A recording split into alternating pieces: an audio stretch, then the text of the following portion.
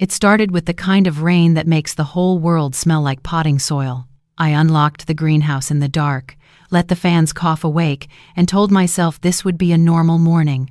Coffee, invoices, a little pruning before the regulars rolled in. I was halfway through checking the moisture trays when my iPad buzzed with a subject line that made my stomach go flat. Action required. Add authorized signer. It was from the bank, not some shady address. The logo was correct. The account nickname was our duplex, and the last 4 digits matched. There was a big friendly button that said, "Review and sign." I didn't touch it. I just felt my pulse climb into my jaw and stayed very, very still while the glass roof collected raindrops like coins. I called Cole. He picked up on the 3rd ring, voice in that cheerful contractor register he uses with clients. "Glitch," he said. "Easy as weather. They're rolling out a new portal. I'll take care of it." Before I could ask how a glitch knew our exact account, he was off the line with a "love you, babe," like a period at the end of a sentence I hadn't written. The greenhouse went quiet. If you've ever been in one alone, you know that kind of quiet. It hums. I slid my hand under the counter for my ring of brass keys. House, greenhouse, duplex, safe. They chimed against each other when I lifted them. A tiny, clean sound. I spun the duplex key once and set the whole ring where I could see it. Nothing dramatic. Just a reminder that if I'm still holding the keys, I'm not powerless. Right then, my phone lit with a text from Layla next door, a still from her doorbell cam. The frame caught Cole in his navy hoodie under our porch light. Next to him was a woman I didn't recognize, hair in a tight blonde bun, clutching a red document pouch to her chest like a life jacket. Timestamp: 10:42 p.m. I typed, "Who is she?" and backspaced. I sent, "Thank you," instead. Layla answered with a single heart, the shade she uses when words would only make things worse. I did what I know how to do when my nerves want to sprint. I worked. I checked the geraniums, wiped down the counter, wrote the day's to-do list in block letters. At lunch, I called the bank from the number on the back of my card, not the link in the email. The rep pulled up our profile and said there was an authorization in progress and asked if I initiated it. I said no. She offered to add a verbal password for phone confirmations. I picked one that no one but my mother and I ever used and wrote it tiny in the back page of the receipt book, where old me keeps the things I can't afford to forget. Cole came by, soaked and smiling, the way rain makes him look like a teenager again. He kissed the top of my head, asked about the new shipment, and when I brought up the bank, he waved his hand like I'd pointed out a squeaky hinge. "Don't stress the small stuff," he said, already moving toward the succulents. I wanted to say adding a signer to real estate isn't small. I wanted to say I saw the red pouch on a stranger's arm at our door. I didn't. I let him pretend it was nothing because that's our old dance, and I know the steps by heart. Maybe I would have kept dancing if the store iPad hadn't blinked with an alert. It popped up in the corner like a shy guest. Notary signing 3 p.m. The calendar color was his. Cole synced his work calendar to our register months ago and never unsynced it. My breath caught in a way that felt almost silly. A notary? Today? I didn't confront him. I didn't announce anything heroic or unkind. I just slid the keys back into my palm and squeezed until the brass warmed my skin, until the ring sang that soft little note again. It wasn't proof, not yet, but it was enough to tell me I wasn't imagining the shape of something moving under the surface. I glanced at the clock. 3 hours to figure out what, exactly, they planned on signing with my name floating above it. I grew up believing calm women keep families together. You smooth the edges, you serve the coffee, you swallow the sharp things. That training sits in you like an old song. You don't even notice you're humming it until the room goes quiet and you hear yourself. Tacoma is a town that forgives rain and remembers faces. At the nursery, people know me as the plant lady who'll talk you out of buying the wrong ficus. We're middle of the road, folks. Mortgage, a duplex we rent to a teacher and a mechanic, a savings account that looks better on paper than it feels. The greenhouse pays the bills. The duplex is supposed to be our hedge against old age. That was the plan, anyway. Cole wears work boots and confidence like they're the same item. He's a contractor good with drywall, great with charm. When a job stalls, he has a way of calling it timing, like the universe just needs to catch up to his ideas. He hates paperwork, or pretends to. I used to find that endearing. Lately it just feels convenient. Adam is 28 and still calls me Ma when no one's listening. He's a paramedic, the kind of person who keeps granola bars in his glove box for strangers and never complains about overnight shifts. He married Paige last year. She's a wellness micro-influencer, smooth hair, ring light glow, those quick captions that slide down easy. Online she's all green juice and grit. In person she can be sweet until she's selling something. She's been posting a lot about ethical house hacking and leveraging what your family already owns. The last clip I saw was her, glossy and certain, saying, "If you're not using every signature in the household, you're leaving money on the table." I told myself that was just internet talk. Content. Everyone's performing. The greenhouse is my real language. Potting soil under the nails, invoices stacked like a card game, the slow patience of roots. When life spins, I wipe the counter and line up the pens. There's comfort in things that behave the way they're built to. So when that bank email arrived and Cole blamed a glitch, I did what long-practiced women do. I tried to keep the house quiet. I served him stew at lunch and pretended the smell of wet cedar could soften hard questions. I wanted to ask why a stranger with a red document pouch was on our porch at 10:42 p.m., but the words stuck to my tongue like pollen. I have a hook by the register where my brass keys hang. House, greenhouse, duplex, safe. I took the safe key off to wipe a streak of dirt, then hung it back, listening to the little chime the ring makes when metal kisses metal. The sound always centers me. It's the closest thing I have to prayer, a reminder that locks exist and that I know which doors they belong to. Paige dropped a new vlog that afternoon. 5 moves to scale without cash. She titled it, All Teeth and Tempo. I watched it with the volume low behind the counter while a couple chose a fig tree. At the 3-minute mark, she leaned in and said, 1. Formalize roles. 2. Get friendly with notaries. 3. Streamline signatures, stop waiting on people who don't get it. 4. Use a holding company to simplify. 5. Document everything on video for transparency. She laughed on the word transparency like it tasted good. The comments adored her. I put my phone face down and helped the couple carry the fig to their car. I wish I could tell you I marched home and confronted everyone. I didn't. I stocked bags of perlite and reprinted a price tag that had smudged. That's how avoidance looks when you're productive. You make everything tidy so you don't have to touch the one thing that isn't. Layla popped in after her shift, still in scrubs, hair tucked in a messy bun. She smelled like hand sanitizer and cinnamon gum. We talked about nothing on purpose. The neighbor's cat, the rhododendrons, her favorite ER doctor retiring. Before she left, she squeezed my forearm and said, "You don't have to be brave alone." I nodded like a person who believes that. The sky bruised early, as it does here. I closed up, counted the till, locked the back door, checked the heater in the propagation tent. The calm was almost real.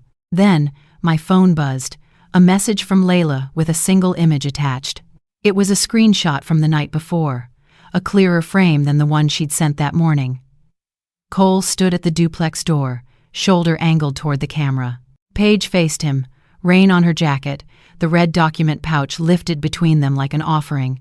His hand was on the flap. The porch light made everything too honest. I stared until the colors bled. Then I thumbed the picture closed, slipped my keys into my pocket, and felt the ring settle against my palm. House. Greenhouse. Duplex. Safe. The only decision I made right then was the smallest one, to keep the keys with me, not on the hook. Sometimes the first move isn't loud. Sometimes it's just refusing to put your power back on a wall where anyone can reach it. Here's what I did when my hands wanted to shake. I gave them a job. Calm first, then evidence, then verification. I didn't call it a system yet, but later Layla named it 3C Calm, Collect, Confirm. Calm.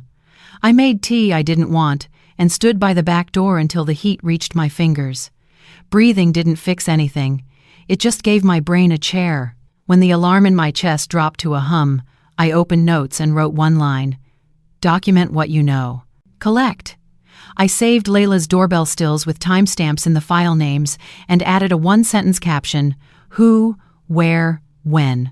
I screenshotted the bank notice and forwarded it to myself with a subject I'd find later. Auth attempt duplex, not me. I pulled 2 months of statements and circled anything that looked like filing fees. Not detective work, housekeeping. Put the glass back in the frame so you can see straight. Confirm. At 10 sharp, I walked into our community bank and asked for Sophia, the branch manager who set up our duplex account. I told her I wasn't clicking links and would only talk from the number on the back of my card. There is an authorization in progress, she said. If you didn't initiate it, we can put friction in the pipe. We added a verbal password and a callback rule, no changes without a live confirmation to the number on file, which today was mine. She printed a note and clipped it to the account like a seatbelt. If anyone shows up to sign this afternoon, she added, we'll call you before a pen touches paper. On my way out, I touched my ring of brass keys. House, greenhouse, duplex, safe. The duplex key usually lived in the middle because it felt like neutral ground ours. I moved it to the outside of the ring where it pressed the base of my thumb. A tiny change. The keys chimed one clean, bright note, and for a moment the world stopped wobbling. Back at the greenhouse, I wrote 3C on a sticky note and tucked it inside the register drawer. Calm isn't silence. Collect isn't snooping when your name is on the deed. Confirm is just call the source. And because life loves pop quizzes, mine arrived immediately. The store iPad blinked with an incoming airdrop. Sender, Cole's iPhone. A PDF thumbnail hovered, Operating Agreement, Evergreen Holdings, LLC. I tapped Preview. The document opened with member names, assets listed as greenhouse equipment and inventory, and a tidy blank line halfway down, New Manager, Paige Hart. My first instinct was nausea. My second was gratitude. I hadn't eaten lunch. The third was the one I trusted. I took a screenshot, saved the file to my own cloud, and forwarded it to Lena, a local attorney Layla recommended, with the subject line, Quick Review. Then I checked the baby ferns like nothing had happened, because I wanted the next move to be my choice, not their timer. The 3C rule didn't make me fearless. It made me organized enough to stop being scared every minute. And apparently, it made me right on time. Sophia's call lit up my screen while the airdrop preview still floated. Mrs. Ellison, she said, voice level. Someone just booked a notary window for 3 p.m. to add a signer. Do you want me to hold the door? Please, I said, and the keys in my pocket answered with a small, grateful ring. The notary's office sits behind a nail salon and a vape shop, the kind of strip mall where every errand smells like acetone and coffee. I told myself I was only driving past. Then I found myself easing into a space 2 rows back, hands loose on the wheel like I wasn't doing exactly what I was doing. Layla texted, "Where?" And 3 minutes later, her dented Civic slid in beside me. She shuffled a tote of scrubs and shook out her hair, then angled her mirror so she could watch without looking like she was watching. If we were nosy, she said, this would be a terrible place to be. We didn't laugh, but the corner of her mouth moved. Cole arrived first. I know his walk from 100 yards, that contractor stride that says he can fix anything with a hammer and a promise. He checked his phone, scanned the storefronts, then leaned on a column like a man who has already decided how this day will go. A few minutes later, Paige pulled up, umbrella like a prop, the red document pouch tucked under her elbow. She looked around with the bright confidence of someone who believes attention is a kind of armor. Layla cracked her window just enough to catch air. "She's on the phone," she whispered. I could hear Paige's voice, that influencer cadence that hits every syllable like a step on a staircase. "Yeah, he's got a notary," Paige said, then paused. "But I have one too, just in case. We're not leaving without signatures." She laughed in a way that felt like a rehearsal and then, softer. "He says his wife stresses about paperwork. I told him we'll keep it simple." The door of the notary office clicked. A man in a polo shirt waved them in. Cole pressed a hand to Paige's back. It was a small gesture and maybe innocent, but it pulled my stomach sideways. I wanted to march across the asphalt and ask what, exactly, needed my name to breathe. Instead, I watched my own breath fog the glass and wiped it away with my sleeve like a teenager. A paramedic SUV rolled up 2 spaces down. Adam, of course. He stepped out wearing his station jacket, hair flattened by a cap, the look of a man who slept in a chair between calls. He spotted Cole first, then Paige, then me. Surprise flashed across his face and turned into something wary. He walked to my window and I lowered it halfway. "Ma," he said. "Not the private way, but not cold either." "What are you doing here?" "Bank needed me to check something," I said, which was not a lie, just not the whole one. "I thought I might swing by and ask your dad about the duplex insurance while he's out." Adam glanced toward the doorway where Cole and Paige had disappeared. "Paige said she was just helping him sort forms," he offered, like a fact a reasonable person could accept. "Then good," I said. "Sorting is nice. Ask him if he knows where the policy lives, though, if it's been updated since the new water heater." I kept my voice steady and my face open, like a woman who doesn't want to fight, because I don't. I want the truth to be so ordinary, it doesn't need a stage. He searched my eyes for the trap and didn't find one. "I'll ask," he said, and his shoulders softened. He tapped the window with his knuckle, a childhood habit he never grew out of, and walked toward the door. Layla stared at the steering wheel. "If this were a TV show," she said, "this is where the theme music gets louder." "I'm not looking for music," I said. "I'm looking for paper." I turned the keys in my pocket. House, greenhouse, duplex, safe, and the brass gave that clean, bright chime. It was quiet enough that only I heard it, but it landed in my ribs like a small answer. We sat in the car and let the minutes pass. I thought about every time I'd smoothed a wrinkle so a man could feel handsome. I thought about the way Paige says transparency like it's a color. I thought about how easy it is to mistake volume for certainty. Cole came out first, scanning again, phone at his ear, smile set like plaster. Paige followed with the pouch. Lighter now, or maybe I imagined it. Adam held the door with a paramedic's courtesy. I couldn't read his face, and I chose not to try. That's a new skill, letting other people hold their secrets without carrying them for them.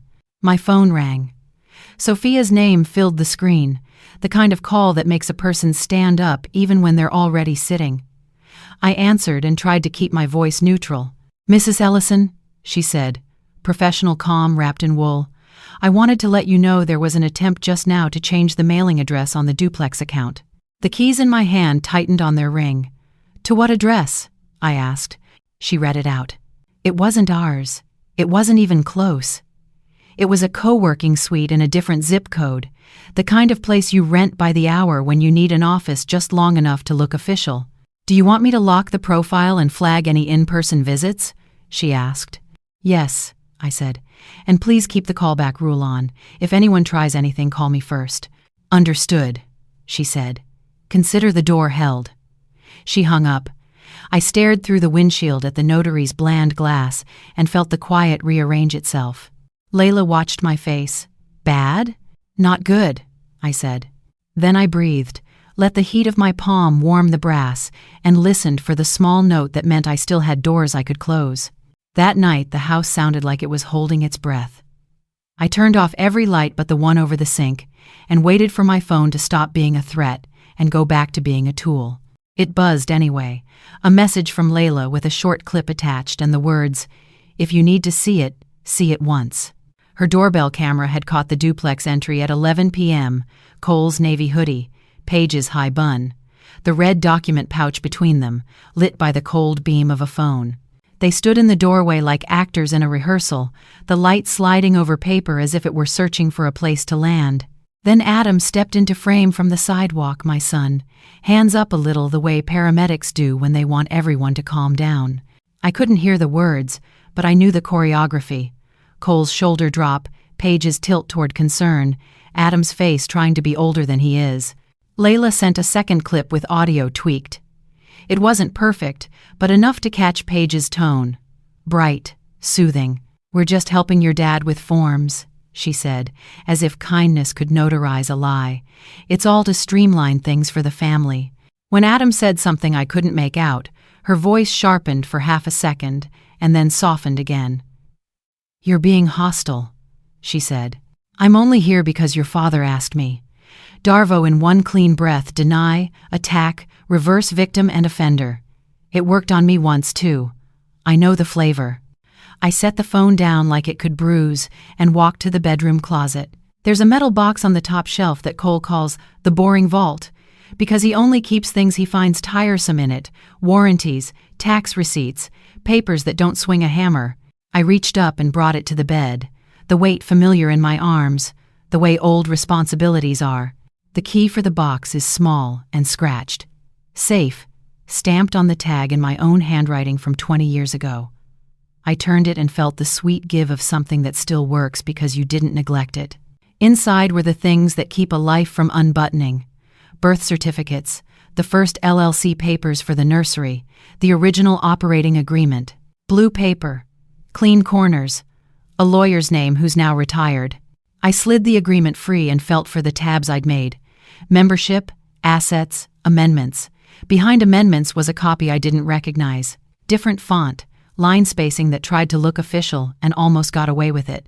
At the top, proposed addendum manager authority. No signatures, no initials, a date from last winter in the corner, and Cole's name stamped where mine should have been, then crossed out. In the margin, a note in his sharp pencil: "Run this by notary fast." I sat very still. The first pain was personal, he had planned. The second was practical, he had planned and been sloppy. That's a combination you can work with. I took a photo of each page, making sure my shadow didn't smudge the corner where the date sat. I emailed the images to myself and to Lena with a subject line I could search when my brain turned to wet newspaper: operating agreement, old copy, plus weird addendum. Then I made a folder on my cloud and named it simply Evergreen Defense. I didn't overthink it. You can tidy the label later. What matters is the habit. The house kept breathing quietly. Somewhere outside, a raccoon knocked over a bin, and the sound snapped me back to earth. I put the papers in order, returned the blue original to its tab, and left the addendum on top with a sticky note: unsigned, not agreed. It felt childish and also necessary. If I forgot my courage in the morning, at least my handwriting would remind me what I knew in the night. I went to the kitchen and pulled my ring of keys out of my pocket. House, greenhouse, duplex, safe. There's also a thin spare for the duplex that lives on a separate loop, landlord style, tucked in a ceramic mug by the back door. I took it out and slid it onto the main ring. Not because I planned to use it tonight, but because symbols matter. If something belongs to me, it should live with me. My phone pinged with a new email. Subject line: Notary confirmation, 9 a.m. The sender wasn't the strip mall office. It was a mobile notary service CCing a location I didn't recognize. I opened the map preview and stared at a glossy co-working space 2 zip codes over, the kind with glass conference rooms and free cold brew for anyone who pays by the hour. Under participants, the names were tidy: Cole Ellison, Paige Hart, Notary TBD. There was a field for spouse co-owner left blank, as if the system was politely waiting for me to vanish. I turned the keys until the brass warmed my palm and listened for that small, bright note. When it came, I let it settle in my ribs. Pain, then clarity. I have been both. Tonight, clarity got the front seat. Tomorrow at 9, I'd bring it with me. I met Lena in the kind of office that smells like copier heat and hand lotion. She's younger than I expected and older than her years in the way people get when their job is telling the truth kindly. I set my keys on her desk like a confession: house, greenhouse, duplex, safe. They made that small, bright sound, and the room felt less tilted. "I'm not here for a war," I said. "I want a lane. If they try to move anything with my name on it, I want the ground to hold." "That's a good goal," she said. "We don't need drama. We need process." She slid a yellow pad toward me. "Let me give you something to carry in your pocket. 7 questions you ask yourself before a pen touches paper. It's not legal advice. It's oxygen." She numbered them like she'd done it 1,000 times. 1. Who benefits if this is signed today, and who loses the ability to say no tomorrow? 2. What exact asset is being moved? Cash, title, authority, and where does it live on paper? 3. Who actually has capacity and standing to sign? Not who's loudest, but who owns, who manages, who is named. 4. Where is the original document kept, and who controls access? 5. How will this be verified independently? Bank, callback, notary with ID checks, A number you dial that wasn't handed to you by the person asking for signatures. 6. What's the clean way to unwind this? If it's wrong rescission clause, notice window. Away home. 7. If you knew nothing else, would the metadata dates, addresses, IDs make sense to a stranger? She pushed the pad to me. If you can't answer these, you don't sign. You don't let anyone sign for you. You don't apologize for refusing. Any tests? I copied them in my own handwriting because I learn by writing, and because someday I might need to see my own letters when someone is talking too fast. Now, she said businesslike. Friction. We send a preservation letter. No one touches accounts, titles, or operating agreements without notice.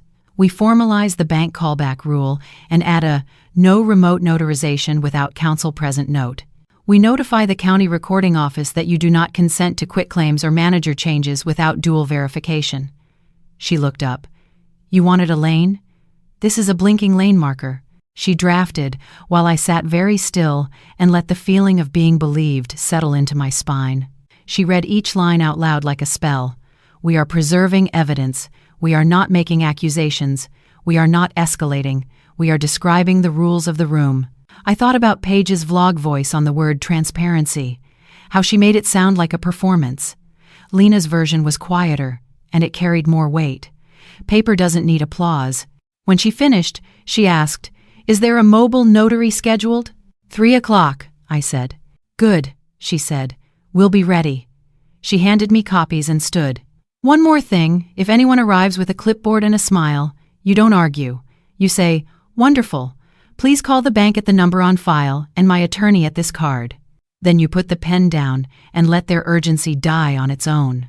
On my way out, I slid the office key she'd given me, really just a blank token shaped like a key, a joke from her drawer, onto my ring. It wasn't needed for any lock I owned, but the weight of it reminded me that rooms exist where I'm not alone.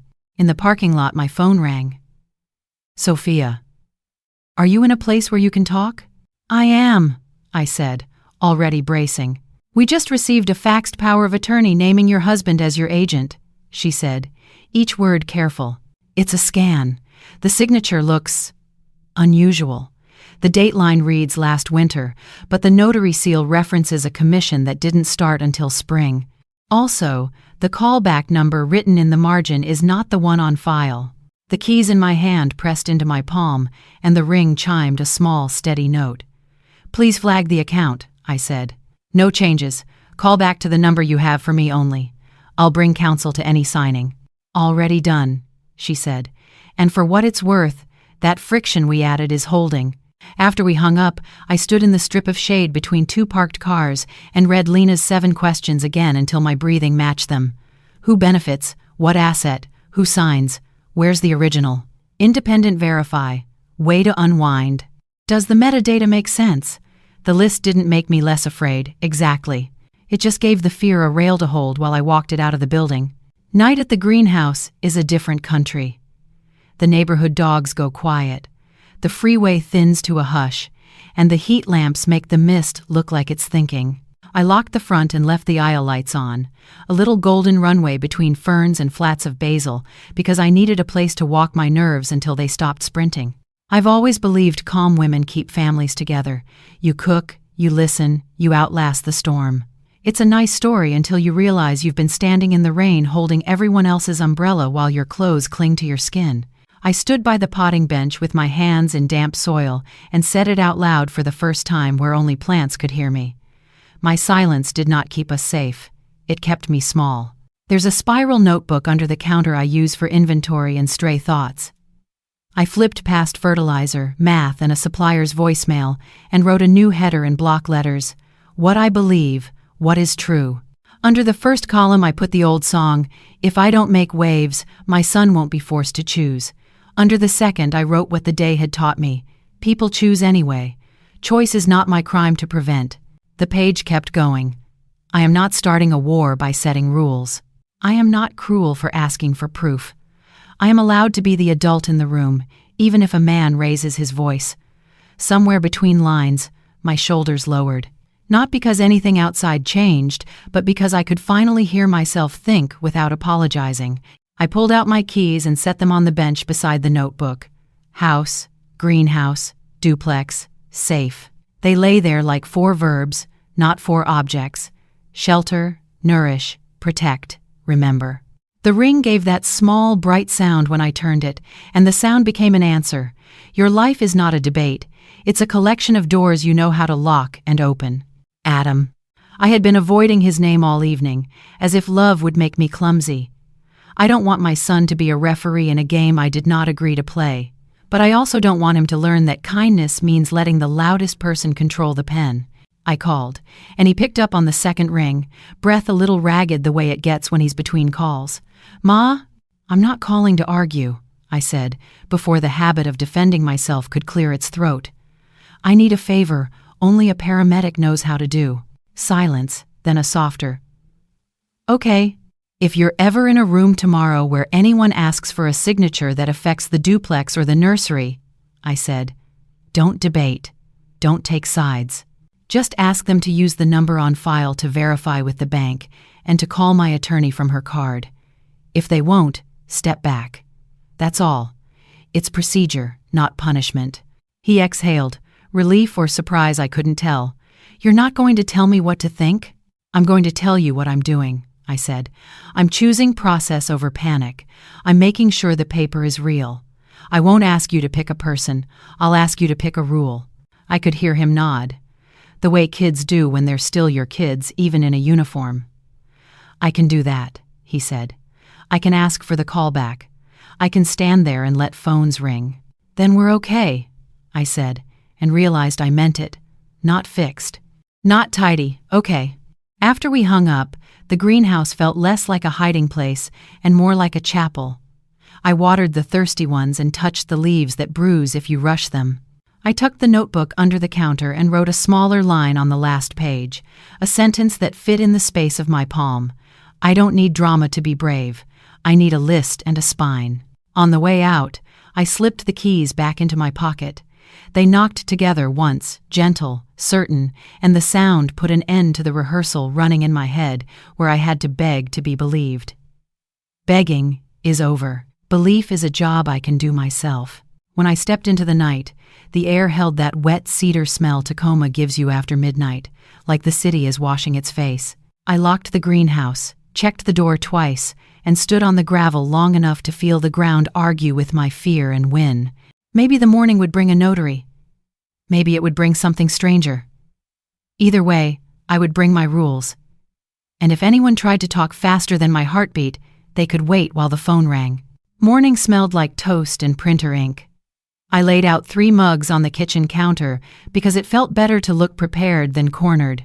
Cole came in whistling a tune from nowhere, kissed the air near my temple, and said, "They'll be here at 9, sharp. They, not we."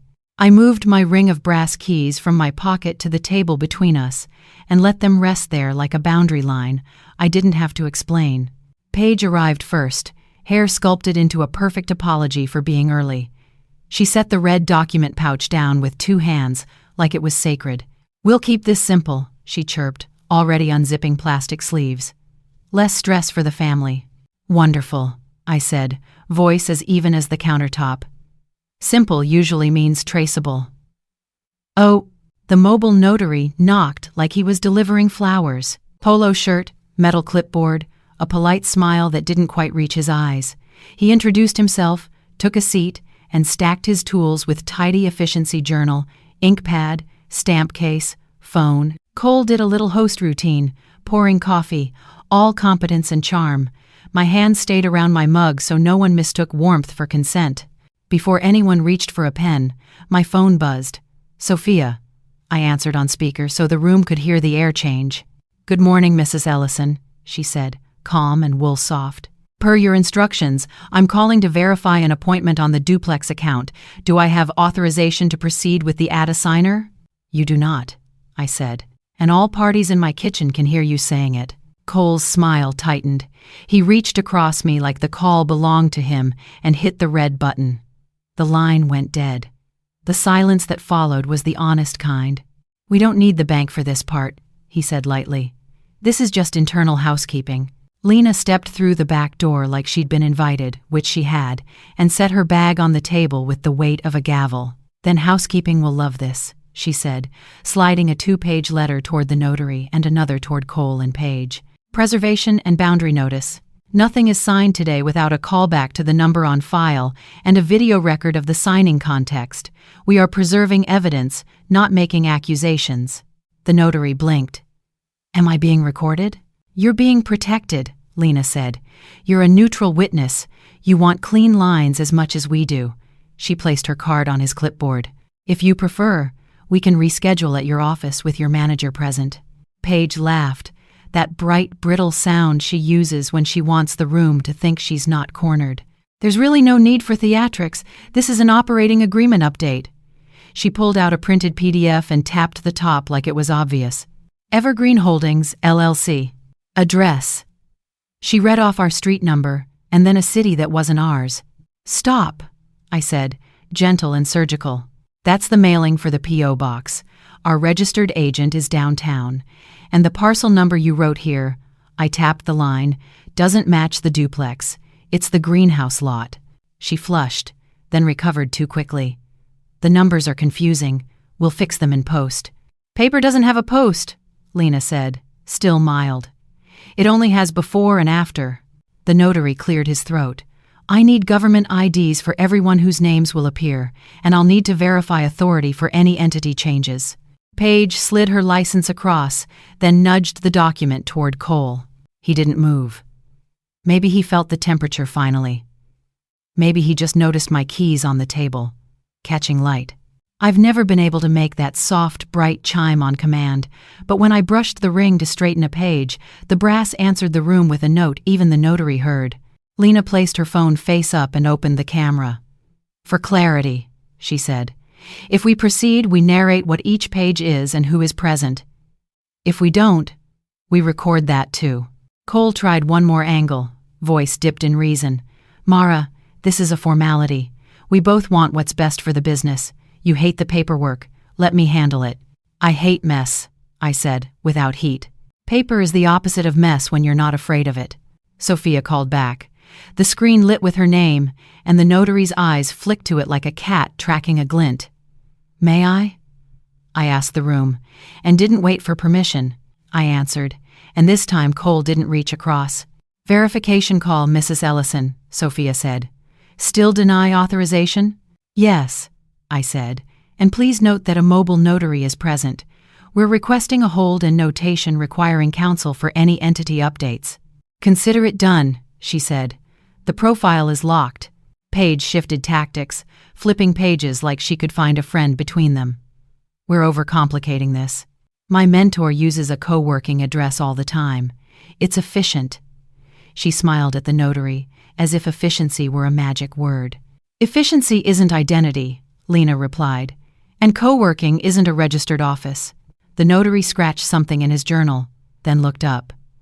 Given the discrepancies and the bank's hold, I can't notarize anything today. A new sound cut the room, the doorbell. One ring, then another. Layla's text appeared on my screen. Your company just arrived. I opened the door to two familiar uniforms, community officers on a civil standby, the kind of presence that keeps a conversation from wandering into threat. Behind them stood Adam, pale but upright, a manila folder tucked against his ribs. He stepped past the officers and set the folder on the table with the kind of care he saves for fragile things. Paige showed me this last night, he said, voice steady. Said it proved Mom had already agreed. He tapped the top sheet, a power of attorney with my name spelled right and the date spelled wrong, the notary seal from a commission that didn't exist when the paper claimed it did. He looked at me, not asking for rescue, just offering the truth. Is this what we're signing around? He asked the room. No one answered. The keys on the table didn't move, but I swear I heard them choose a side. Layla doesn't raise her voice. She stacks facts. She stepped around Adam's folder and set her phone next to the notary's journal. Before we let anyone talk fast, she said, look. On the screen, a screen record of Paige's live stream from last winter, the one with smoothies and a pep talk about getting friendly with notaries. The timestamp in the corner, 2:17 p.m. The same day, same hour as the date on the so-called power of attorney. Paige, smiling into a ring light. The notary seal on the POA claimed a commission that didn't even begin until spring. The notary leaned in, eyebrows knitting. "That's not great," he murmured, in the way people say, "House is a little smoky when the kitchen is on fire." He tapped the corner of the POA with a careful fingernail. "This scan also lacks my platform audit trail. Whoever notarized this didn't do it through any system I'm familiar with, and I was hired this morning through an app, single assignment, no prior context." Paige swallowed and went for charm. "It was just a placeholder document," she said, eyes glossy, palms up. "My mentor said it was fine for internal alignment until we could make it official." "Mentor?"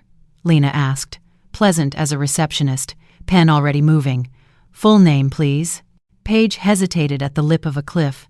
"It doesn't matter," she said, then tumbled anyway. "He consults for Ridgeview. He told us to triage the paperwork so the lender sees momentum." Cole grabbed that thread like it was a rope. "See?" he said, turning toward me, trying on reasonable. "We were following advice.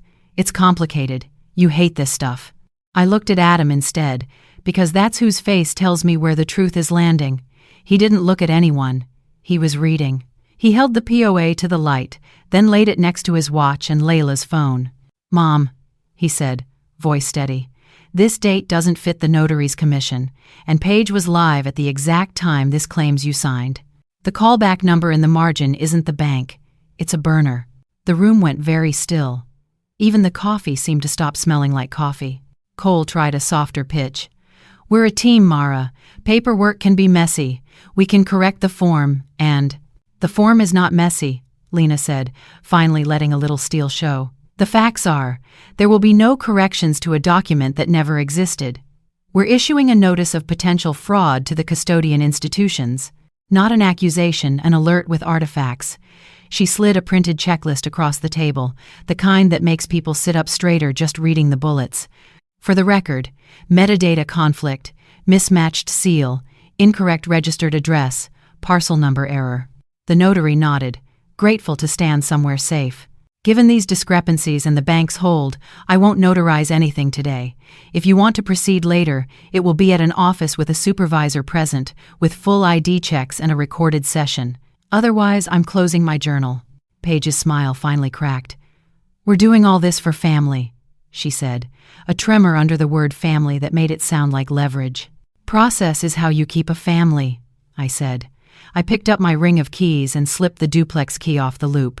It rested warm against my palm, a small sun. "And locks are how you remember who owns the door." The brass chimed when I put it in my pocket. Even the notary looked up at the sound. Cole's eyes cut to the movement, then back to me. "You can't just change things." "I can change locks I paid for on a property I own," I said, still calm. "And I can require that any business changes wait for counsel and verification. If that makes today inconvenient, that's not a tragedy. It's a boundary." Adam closed the folder and set both palms on it like a promise. "I'm not taking sides," he said, but his voice had changed the way it does when he's on a call, and the patient finally tells the real pain. "I'm following procedure. If anyone asks me to witness a signature, I'll ask for the callback to the number on file and for Mom's attorney. If that's a problem, then the signature can wait." Lena slid her preservation letter toward Cole and Paige. "Please initial receipt," she said. "No one is agreeing to anything. You're simply acknowledging notice." Cole stared at the page long enough for silence to make its own case. Paige scribbled a trembling P. Cole made a mark that might have been a C or a sigh. Layla gathered her phone, and the officers nodded once nothing to see here except a room choosing the slow, legal way out. The notary packed his stamp and left with the small relief of a man who didn't get dragged into somebody else's storm. When the door shut, the kitchen lost 10 degrees of temperature. I put the keys back on the table and let them be visible. We didn't need more words. We needed air. My phone buzzed. A new text slid across the screen from an unknown number with a logo I'd seen on glossy pitch decks, Ridgeview Capital. "If we can't finalize today," it read, "we'll proceed by filing a UCC-1 on greenhouse equipment to secure our position." A blinking cursor waited like a dare. The ring of keys sang once, even though I hadn't touched them. Or maybe it was just my ribs answering. Either way, I heard it. A clear note that meant the day's work wasn't over and neither was mine. I used to think the ugliest word in marriage was affair. That morning I learned an uglier one. Encumbrance. Ridgeview Capital texted like they were ordering a sandwich UCC one on greenhouse equipment. Secure our position. Except the position was my life. I sent the screenshot to Lena and Sophia with one line. Is this real or a bluff? Then I put my keys on the counter and waited for the sound they make to calm me down. It didn't, not right away. Fear can be loud. Lena called in under a minute. We looked up Ridgeview while you were making coffee, she said. Their capital is a website and a P.O. box. The state registry shows a manager named C. Ellison and a registered agent that matches a P.O. box your husband used on a past contractor license. She let that land without judgment. It isn't a lender, it's a mask. I sat down so the floor wouldn't tilt. So the threat is him. It's him wearing a plastic name tag, she said. Plastic still pokes, but it melts fast. Sophia conference dialed in, all wool and steel. I've placed a fraud alert and locked profiles across your accounts, she said. Any filing that touches your EIN or titled assets pings my desk. We're also notifying the county recorder of a pending dispute on entity management changes. No quiet recordings. I could hear her typing. The UCC threat would be improper without your signature if the equipment is unencumbered and held by the LLC. We'll send Ridgeview a cease and desist and copy counsel. Copy me, I said, and the sleep I hadn't had all week came back to my shoulders all at once. Cole finally texted, like a man speaking after the movie ends. We can talk about this privately. You've made a scene. I typed and deleted a dozen answers. What I sent was shorter. Paper, then talk. Process, then feelings. He wrote back a paragraph that could have been half apology, half sales pitch. I didn't reply. That's a discipline, not cruelty, refusing to negotiate while someone is still hiding the price. The officers left. The notary took his stamp and his relief and went. Paige stood outside on the sidewalk making a call I decided not to hear. Adam stayed in the doorway with his hands tucked in his jacket like the pockets were the only safe place in the room. I'm going to grab a bag, he said quietly. I'll stay with a crewmate for a while. He didn't make it sound like a punishment. He made it sound like a life jacket. I nodded, and he nodded back. That's what grown children and their mothers do when there's nothing clean to say. By afternoon, Lena's letters were already moving. A preservation notice to the bank and the recording office. A cease and desist to Ridgeview with the line I wanted engraved on something. Any attempt to encumber equipment or transfer management without owner consent and dual verification will be treated as fraudulent interference. She sent a litigation hold to the notary app, and the co-working space too, so nothing quietly vanished. We're not suing anyone today, she told me. We're taping off the scene. I drove to the duplex with the locksmith's van behind me. It felt less like retaliation and more like hydration, something a body needs to keep standing. The tenant waved from her porch, a teacher who always overpays by $5 and refuses to accept change. I posted a polite notice on my own door. Owner present today for maintenance and security updates. No drama, just nouns. The locksmith handed me a tiny plastic bag with new keys and a sticker to remind me which blank fit which lock. I didn't need the sticker. I slid the new duplex key onto my brass ring, and the sound it made didn't just soothe me, it drew a line. The old key went in an envelope labeled "Replaced," then into my file box. Boundaries don't erase history. They catalog it and shut what shouldn't still be open. Back home, Lena helped me draft one page I'd avoided writing for years, a separation agreement outline. Not to file that second, not to punish, but to make a lane if Cole kept pushing papers into rooms where my name was supposed to live. It was plain. Assets, liabilities, no unilateral authority, callback on everything, counsel present for anything bigger than ordering mulch. She talked about structures that let people behave badly without destroying everything that held them, like girders that make a building forgive wind. Paige texted me a final flourish, a photo of a glossy conference room and a caption about women who block progress. I didn't answer that either. When the bait is shaped like your worst fear, you're the problem. You don't swallow it to prove you can't be hooked. Around dinner, Sophia called one more time. Quick update, she said. Ridgeview backed off the UCC when we asked for purchase proofs and serial numbers. They changed their email domain twice in 20 minutes. Classic smokescreen. We'll keep watching. Thank you, I said, and meant it with my whole rib cage. Adam came by late with a duffel and a box of pantry groceries he thought I might need, because you can take the boy out of Boy Scouts but not the habit out of his hands. He stood by the counter and looked 10 again. I can't fix this, he said, like an apology. You're not a tool, I said. You're a person. Tools are for fixing, people are for choosing. He set down a folded sheet of paper. I typed up what I saw, in case anyone pretends memory is a trick. He'd time-stamped every detail from the notary visit and marked who said what. He initialed the bottom. I pressed his initials to my chest like a letter home. The next week was less dramatic because paper doesn't need an audience. Sophia implemented dual auth. Lena filed the operating agreement amendment that required 2 in-person signatures for any change above buying copy paper. We posted a no trespass notice through the proper channel, so I didn't have to yell if someone decided my kitchen was a conference room again. Layla installed a second camera angled at the walkway, not because fear needed feeding, but because Clarity likes good light. The nursery got busy in the way places do when the neighborhood senses a wind shifting. People came for pothos and left with checklists. Market moms leaned on the counter like we'd always been this honest with each other. I printed a single page from a note I'd written that night in the greenhouse and clipped it to a corkboard by the register. I called it Family Incident Log 10 Essentials, and I wrote at the bottom in bold, the way Lena taught me. This is not legal advice. It's a way to breathe. Here's what the page said.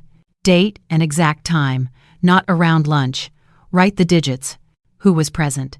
Names, roles, and who invited whom, where it happened. Address, room, even which table if it matters. What was said or shown, quotes if you can, summaries if you can't. Documents involved. Title, version, page count, visible errors. How identity was verified. ID checked, callback number dialed, independent confirmation. Devices used. Email, app, platform save the headers or the audit trail when possible. Attachments and media. Photos, screenshots, recordings, time-stamped and backed up. Witness contact. Who could confirm this later? Get a phone or email now. Chain of custody. Where the originals went, who held them, how they were stored. People took photos of that page like it was a recipe. That's how you know a thing is needed. It disappears into other kitchens and still belongs to you. When the dust settled, I did one small ceremonial thing. I added a new brass tag to my ring, blank and bright, and stamped a word on it in the back room with a cheap set of metal letters. Boundaries. It hangs next to safe now. When I walk, they knock together and make a sound that says a different woman lives here, one who still believes in keeping the house quiet, but not at the cost of her voice. Cole texted once more. A short message that didn't know what to do with itself. We could have handled this together. I let it sit until the urge to teach passed. Then I wrote, we still can, if together means in writing, in daylight, with the bank on speaker and counsel at the table. He didn't reply. Silence isn't always punishment. Sometimes it's a pause between the person you were and the one you decided to be. On a Tuesday that smelled like cedar and new soil, I taught a tiny workshop at the nursery called Paper Beats Panic. 10 neighbors came. I read the log out loud and we practiced saying sentences grown women forget they're allowed to say. No decision today. Please call the number on file. I'll sign after council reviews. The keys chimed when I set them down to pour lemonade, and heads turned like there was a bell somewhere. There was. It lived in my pocket, and I'd finally learned how to hear it. I used to think justice was a scene, you know, shouting, doors slamming, some righteous woman on a porch telling the night what it did to her. Turns out justice can be a quiet stack of papers, a bank that calls first, a notary who closes his book, a son who writes down what he saw. It can be a lock that clicks and an email that says, profile held. If you ask me what changed, I could hand you a list. But the truth is simpler. I stopped handing out my pen and started choosing the room. I stopped mistaking volume for certainty. I put my name where it belonged and kept it there. And when the day tried to pull me back into the old song, I touched the new tag on my keys and let it sing for me. Boundaries. Silence isn't consent. Paper beats panic. That's the heart of this story. Boundaries aren't revenge, they're how we keep a home and a name intact. Think of Mara's brass keys. Every clean little chime said, "I decide which door opens." Here's how to use that in real life. Start with 3. See, calm, collect, confirm. Breathe, then save what's real. Dates, emails, screenshots, names. Call the number on the back of your card, not the link in a message. Before any signature, run the 7 questions. Who benefits? What asset? Who can legally sign? Where's the original? How do we verify independently? Is there a clean way to unwind? Do the dates, IDs make sense? If someone pushes you to just sign, remember, process is not obstruction, it's protection. And keep a family incident log, 10 simple lines you fill when drama tries to get loud. This is practical, not theatrical. This is not legal advice. If you need help, contact a trusted attorney or your community bank. Doable steps this week. Write 3 boundary sentences you can say word for word. Set up a bank callback password on any shared accounts. Create a 1-page family incident log and complete 1 entry. Pick 1 document and confirm the source by phone. Share your plan with 1 trusted friend. Accountability beats secrecy. If this resonates, drop 1 sentence you'll tell yourself on a shaky day and download the 1-page family incident log in the description. Subscribe if you want more stories where women choose daylight over drama. Wishing you a quiet night on boundaries you chose and a small, bright chime that reminds you you're in charge.